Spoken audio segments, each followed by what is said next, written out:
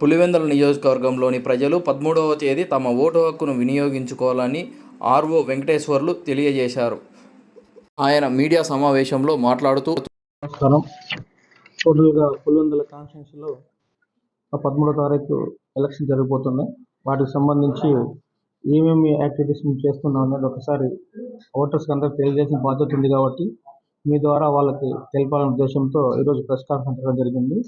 మన కాన్స్టిట్యున్సీలో 2,20,627 మంది ఓటర్స్ ఇప్పుడు ఓటేస్తారు.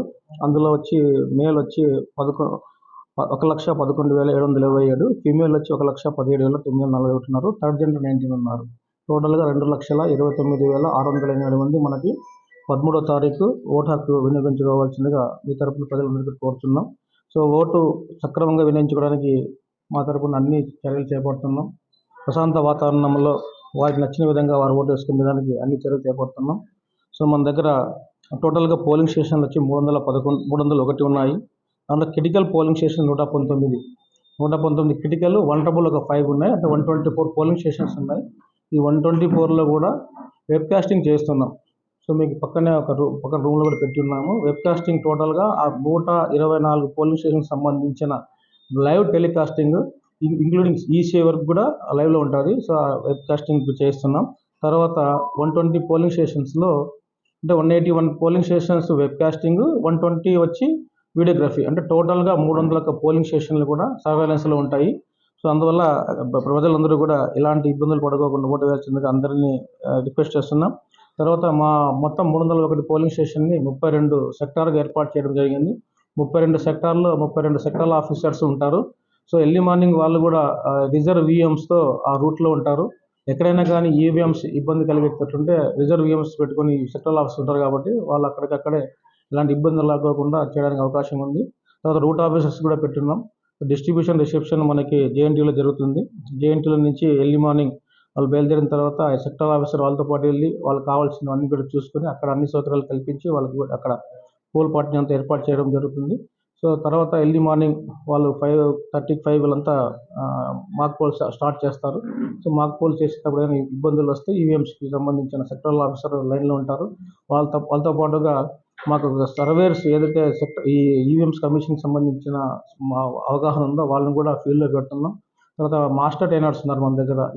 టీచర్స్ అందరికి కూడా ఈ ఎలక్షన్ సంబంధించిన ప్రాసెస్ పైన ట్రైనింగ్ ఎవరైతే ఇచ్చారో వాళ్ళని కూడా ఫీల్డ్లో పెడుతున్నాం.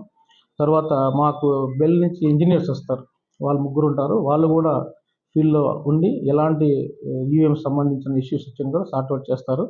సో అలాగే పోలీస్ వాళ్ళు కూడా మొత్తం సిఆర్పిఎఫ్ కానీ వాళ్ళందరూ కూడా వాళ్ళు ఫుల్ బందోబస్తు చేస్తున్నారు. వాస్తవంగా డిఎస్పీ గారు కూడా ఈ ప్రెస్ కాన్ఫరెన్స్ రావాల్సింది, వాళ్ళు ఏఎస్ఎల్లో ఉన్నారు, వాళ్ళు రాలేకపోయారు. సో పోలీస్ తరఫున కూడా అన్ని రక్షణకు సంబంధించి ఓటర్ సంబంధించి కానీ ఎలాంటి గల్బాలు జరగకుండా వాళ్ళు కూడా చర్యలు తీసుకుంటున్నారు. సో మేమందరికీ కూడా అన్ని సౌకర్యాలు కల్పిస్తున్నాం. ముఖ్యంగా ఇక్కడ మనకి క్యాండిడేట్స్ ఎక్కున్నారు కాబట్టి అందరికీ ఏజెంట్స్ ఇస్తే ఇబ్బంది అవుతుంది కాబట్టి 41 మంది వస్తారు టోటల్గా ఏజెంట్స్. అంటే ఆ రూమ్లో కూర్చోడానికి అవకాశం ఉండదు కాబట్టి ఎలక్షన్ గైడ్లైన్స్ ప్రకారం ఏదైతే మెయిన్ పార్టీస్ ఉంటాయో, నేషనల్ స్టేట్ పార్టీస్ ఏదైతే ఉన్నాయో వాళ్ళు మాత్రమే అలో చేయడానికి నిర్ణయించుకున్నాం. సో అలా అసెంబ్లీకి పార్లమెంట్ కలిపితే ఒక 8 మంది ఆ రూమ్లోకి వచ్చిన విధంగా ఏర్పాటు చేస్తున్నాం. సో అన్ని చర్యలు కూడా తీసుకుంటున్నాం. మీ తరపున ప్రజలకి మేము కోరేది ఏమంటే స్వేచ్ఛగా మీ ఓటు హక్కు వినియోగించుకోండి. మా ప్రభుత్వం తరపున అంటే ఎలక్షన్ కమిషన్ తరపున అన్ని చర్యలు మేము చేపడుతున్నాం. రక్షణకు సంబంధించి ఎలాంటి ఇన్సిడెంట్ జరగకోకుండా పోలీసు వారు కూడా అన్ని చర్యలు చేపడుతున్నారు కాబట్టి మీ తరపున ప్రజలకందరూ కూడా ఓటు హక్కుని స్వేచ్ఛగా స్వతంత్రంగా వినియోగించాల్సిందిగా కోరుతుంది. లైవ్గా ఈసీఐకి కానీ, సీఈఓకి కానీ, కలెక్టరేట్కి కానీ మాకు కానీ అందరూ కూడా లైవ్ చేయడానికి అవకాశం ఉంది. తెలంగాణలో ప్రతి పోలింగ్ స్టేషన్లో ఏఎంఎఫ్ అంటారు, అష్యూర్డ్ మినిమం ఫెసిలిటీస్ అంటారు. ఎలక్షన్ కమిషన్ ప్రకారంగా ఏవైతే అక్కడ పోయినప్పుడు పోల్ పార్టీకి ఏవైతే సౌకర్యాలు కల్పిస్తున్నామో వాళ్ళకి అందరూ కూడా ఫ్యాన్లు కానీ, లైట్లు కానీ, మంచి ఫర్నిచర్ కానీ, రన్నింగ్ వాటర్ కానీ, టాయిలెట్స్ కానీ ఏర్పాటు చేస్తున్నాం. ఓటర్లు ఎవరైతే వస్తున్నారో వాళ్ళ కోసంగా షేడ్స్ వేస్తున్నాం. ఎండ ఉండకోకుండా క్యూ లైన్లకి బ్యారికేడింగ్ కడుతున్నాం, షేడ్స్ వేస్తున్నాం, డ్రింకింగ్ వాటర్ ప్రొవైడ్ చేస్తున్నాం. చంటి పిల్లలు వస్తే అంగన్వాడీ ఆయాల ద్వారా క్రచెస్ ఏర్పాటు చేస్తున్నాం. వాళ్ళ పిల్లల్ని వాళ్ళు ఓటేసే వరకు వాళ్ళు ఆడించుకోవడానికి క్రచెస్ ఏర్పాటు చేస్తున్నాం. సో మనకు ఓటింగ్ పాల్గొనే వాళ్ళకి ఇప్పుడుండే ఎండలకు సంబంధించి ఎండల్లో ఇబ్బంది పడుకోకుండా అన్ని సౌకర్యాలు చేస్తున్నాం. ఫిజికల్ హ్యాండిక్యాప్డ్ వాళ్ళకి వీల్ చైర్ ఏర్పాటు చేస్తున్నాం. ప్రతి లొకేషన్లో ఒక వీల్ చైర్ పెడుతున్నాం. సో పాల్గొనే ఓటర్స్ అన్నింటికి కూడా అన్ని సౌకర్యాలు కల్పిస్తున్నాం.